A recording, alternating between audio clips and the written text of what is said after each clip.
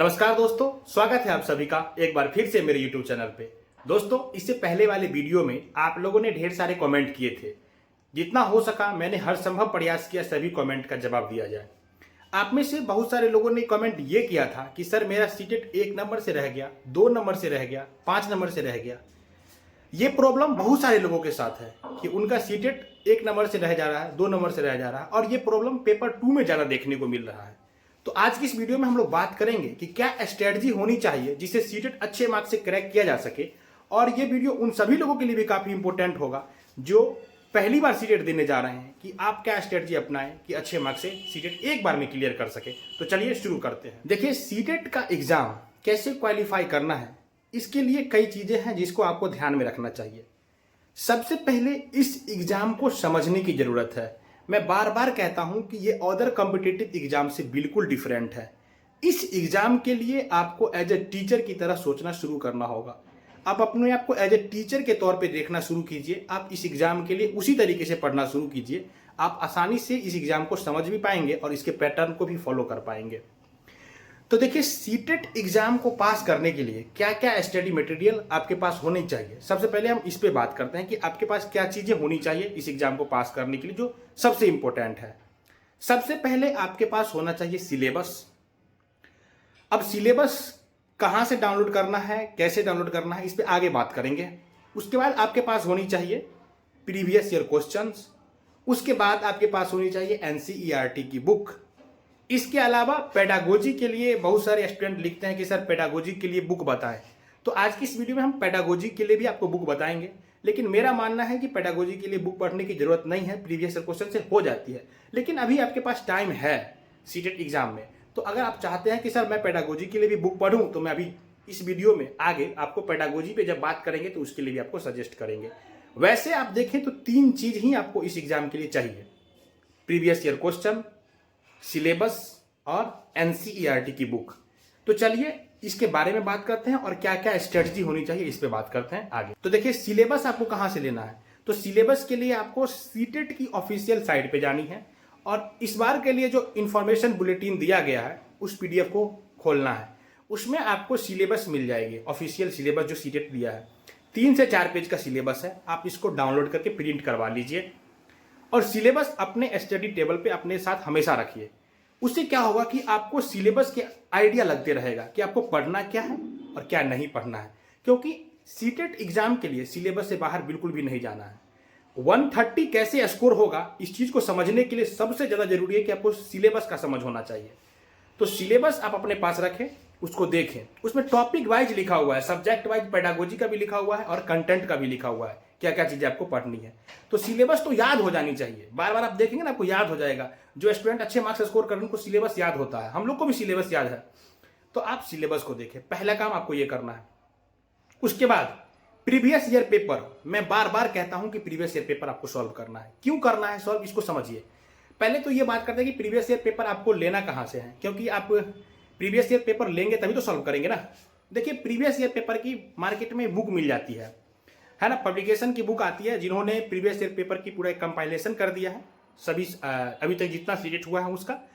और वो previous year paper होती है ना कि पहले क्वेश्चन दिया होता है, उसके क्वेश्चन के बाद लास्ट पेज पे, उस क्वेश्चन के लास्ट पेज पे आपको उसका सॉल्यूशन दिया हुआ होता है। ठीक है, तो आप उससे क्या होगा ना कि सॉल्यूशन भी देख सकते हैं, तो थोड़ा बहुत आइडिया लगता है कि ये क्वेश्चन मेरा गलत क्यों हुआ, तो क्यों गलत हुआ।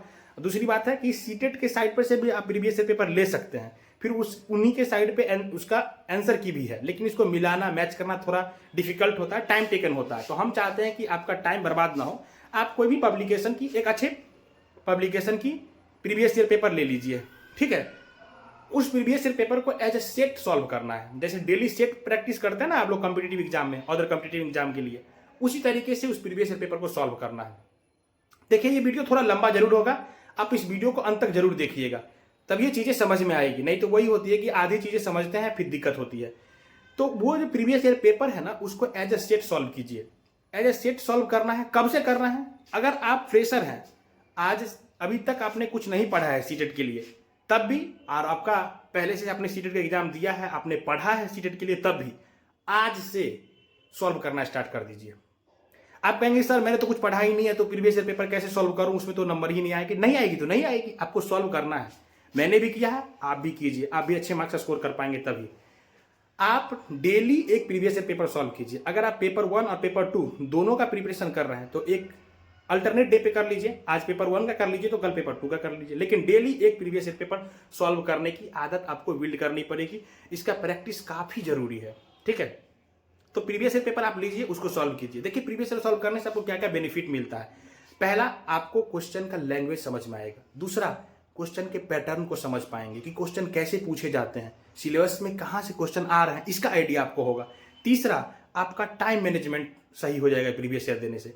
अभी जो नया सीटेट हुआ है ना, अभी जो लेटेस्ट में सीटेट हुआ है, आप उसका पेपर देखें, आप देखेंगे ना कि काफ़ी लेंदी प्रश्न आने लगेंगे, असर्शन रीजनिंग की प्रश्न आने लगे हैं, तो उसमें टाइम लगता है।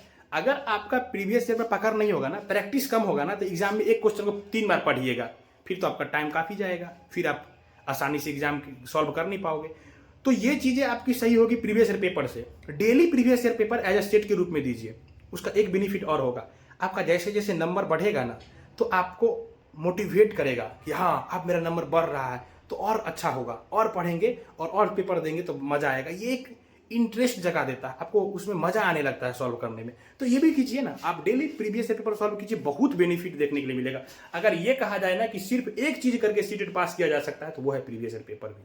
सिर्फ प्रीवियस ईयर पेपर जो सही से कर लिया ना, वो सीटेट अच्छे मार्क्स से पास कर जाएगा। तो आपको टाइम मैनेज हो जाएगा, उसमें मोटिवेशन भी मिलेगा, इंटरेस्ट भी जगेगा प्रीवियस ईयर पेपर सॉल्व करने से, आइडिया भी लगेगा। एग्जाम में क्वेश्चन का लैंग्वेज कैसे पूछा जा रहा है, क्योंकि सीटेट में लैंग्वेज बहुत इंपॉर्टेंट होता है, वो भी समझ में आएगा। और एक और बात ये है कि प्रीवियस ईयर पेपर सॉल्व करेंगे तो सारे सब्जेक्ट का पकड़ एक साथ आपका बिल्ड होते जाता है। सबसे बड़ा बेनिफिट तो आपको ये भी देखने के लिए मिलेगा। ऐसे प्रीवियस ईयर पेपर कैसे सॉल्व करना है, इस पर वीडियो आएंगे कि क्या क्या चीज़ें प्रीवियस ईयर पेपर सॉल्व करने वक्त आपको ध्यान में रखना है, ठीक है। प्रीवियस ईयर पेपर आप सॉल्व कर लिए, उसके बाद क्या करना है, साथ में ही जैसे आप आज से प्रीवियस ईयर पेपर सॉल्व करना शुरू करेंगे तो साथ में ही एनसीईआरटी की बुक पढ़ना है। अब एनसीईआरटी की बुक कैसे पढ़ना है, इस पर वीडियो आ चुका है। इससे पहले वाले वीडियो में मैंने यही बात किया कि एनसीईआरटी की बुक कैसे पढ़ना है, क्योंकि ऐसे सिर्फ रीडिंग करने से काम नहीं चलेगा। उसके लिए स्ट्रेटजी है कि एनसीईआरटी की बुक को पढ़ना कैसे चाहिए, तो आपको वो अप्लाई करना चाहिए, ठीक है। एनसीईआरटी की जब बुक आप पढ़ ले अच्छे से तो आपका नंबर ऑटोमेटिक बढ़ेगा। पेपर 2 बहुत सारे स्टूडेंट का नहीं निकल रहा है, उसके पीछे एनसीईआरटी नहीं पढ़ना बहुत बड़ा रीजन है। देखिए इस एग्जाम में कंटेंट और पेडागोजी दोनों इंपॉर्टेंट है। जितना इंपॉर्टेंट कंटेंट है उतना इंपॉर्टेंट पेडागोजी भी है। तो पेडागोजी सिर्फ पढ़ने से तो होगा नहीं, कंटेंट के लिए आपको एनसीईआरटी की बुक फॉलो करना पड़ेगा, ठीक है। तो पेपर 2 के लिए ना एनसीईआरटी की बुक पढ़ना मस्ट है। कैसे पढ़ना इस पर बात किया गया है। उसके बाद बात करते हैं पेडागोजी कैसे पढ़ें। देखिए आप लोग यूट्यूब पे अच्छे टीचर का वीडियो देखते ही होंगे पेडागोजी के लिए, क्या तो आपको वहाँ से समझ में आती ही होगी। लेकिन आप में से कुछ लोगों ने कहा है कि सर पेडागोजी के लिए बुक बताइए। तो पहली बात, मैंने प्रीवियस ईयर पेपर की भी बात की ना, तो पेडागोजी के लिए भी प्रीवियस ईयर पेपर बहुत इंपॉर्टेंट है। उसमें जो क्वेश्चन दिया गया है ना, वही कंसेप्ट पे क्वेश्चन लैंग्वेज बदल के पूछ लिया जाता है, चाहे वो सीडीपी हो या पेडागोजी हो। इसका प्रश्न उतने ही कंसेप्ट से आते हैं जितने सिलेबस में डिफाइंड है। तो आप पहले वो कंसेप्ट को पढ़ लीजिए, किसी भी अच्छे यूट्यूब चैनल से पढ़ लीजिए वो कंसेप्ट पेडागोजी का और सीडीपी का।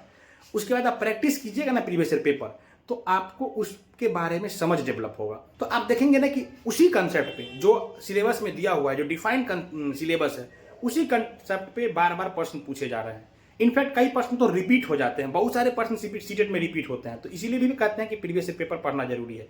और जो रिपीट नहीं होते हैं तो कंसेप्ट वही रहता है, बस क्वेश्चन का लैंग्वेज चेंज हो जाता है। तो ये सभी चीज़ें के बारे में आपको जानकारी तब आएगी ना जब आप प्रीवियस ईयर पेपर सॉल्व करोगे। आप प्रीवियस ईयर पेपर सॉल्व करके एनालाइज करोगे ना उसको, तो आप सीटेट का एग्जाम पास करने की बात करते हैं, आप सीटेट का टीचर बन जाओगे, आप पढ़ाने लगोगे, सीटेट पे बात करने लगोगे। आप यकीन मानिए इस चीज़ को अप्लाई कीजिए अपने स्टडी में, फिर हमको बताइएगा कि इसका बेनिफिट आपको मिल रहा है या नहीं मिल रहा है।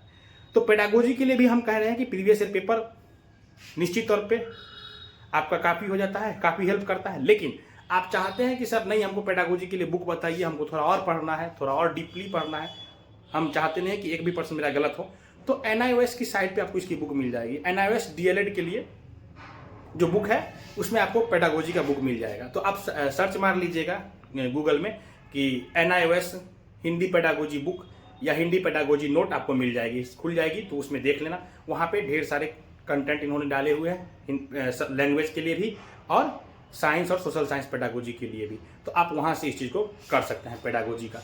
और हम चाहते हैं कि आपको पेडागोजी के लिए और भी वीडियो हम लेके आए, तो हम जल्द इस पर वीडियो आपको देंगे। आप लोग कमेंट में लिखिएगा और देखिए, आप लोग कमेंट में लिखिए आपको क्या क्या चीज़ें में प्रॉब्लम हो रही है, तभी तो हम उस पर वीडियो भी बना पाएंगे या उस कमेंट का जवाब भी दे पाएंगे। क्योंकि अगर हम वीडियो बना रहे हैं तो आपकी ये सीटेट के स्टडी में अगर 1% भी हेल्प कर रहा है तो मेरा ये वीडियो बनाना सार्थक होगा। तो आप कमेंट में लिखिए, हम हर कमेंट का जवाब देते हैं, तो आप जितना हो सके कमेंट में लिखिए, ठीक है। तो दोस्तों मिलते हैं नेक्स्ट वीडियो में। Till then keep learning, keep smiling, bye bye.